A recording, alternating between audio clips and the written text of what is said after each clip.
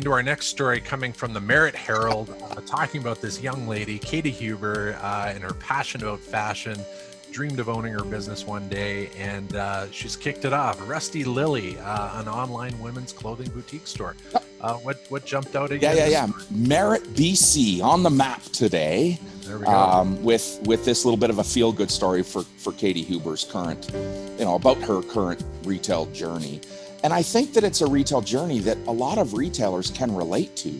She's always been passionate about fashion and dreamed, this is what we do, she dreamed about one day owning her own business. She is I think, by proper definition, a chairside assistant in a dental office. She's put her educational path on hold through COVID and chasing her dream right now. Yep.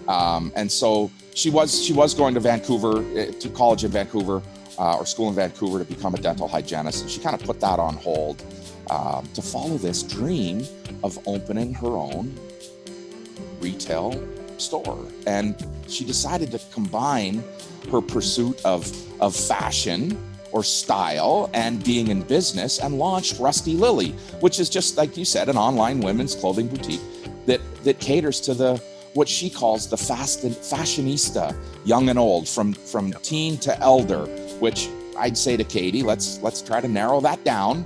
We're not all things to all people. And I any retailer that's ever had a conversation with me will know I've said, no, your client is not 13 to 93. You may have clients that are 13 and clients that are 93, but your client fits in that same little box. Right, she is the same geodemo and psychographic. And so what Katie's really done is curated her style. It shares, Rob, her the challenge of juggling, ordering, stocking, selling, shipping of her curated collection alongside her regular job as an assistant in a local dental clinic in the Valley. And a little later, we'll talk about that juggle in our retailer questions. And this story really, for me, highlighted, there is a juggle, but with the power of support from family and friends, and more importantly, the support of the business community, we can follow our passion and start exploring our own style and our own retail dream or business dream. And I'm going to ask you, how many times, Rob, do you think we're going to hear or read this exact same story in the next 2 years?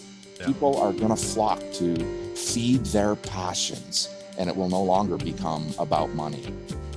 So if you got to chat with Katie for 5 minutes today, would that be kind of the first thing you talk to her about, to try to zero in more on the persona of her buyer? Yeah, I would start to ask her questions about what her assortment looks like. But, Rob, the first thing I ever ask anyone is, talk to me about your customer. Tell me who your customer is. And anytime someone says, well, it's a grandma to granddaughter, it's 10 to 25 and to 95, I say, well, that may be so. You may have those customers, but let's do this. Let's close your eyes. Let's stand in the back of your store where no one can see you. And I want you to visualize the people that walk through your front door. Now, for Katie, this is going to be more challenging because she's been pushed online, not into pop-up today because of the pandemic. But that doesn't mean she doesn't have insights. So for that brick and mortar retailer that Katie will someday be, I'm going to say, stand at the back of the store, close your eyes, and visualize those customers that walk in. And I guarantee you 6 out of 10 can fit into the same, 9 words sentence. They're the same geo, demo, and psychograph. They come from the same place. They have the same level of affluence, and they're the same type of person. They're the same personality, almost personality type.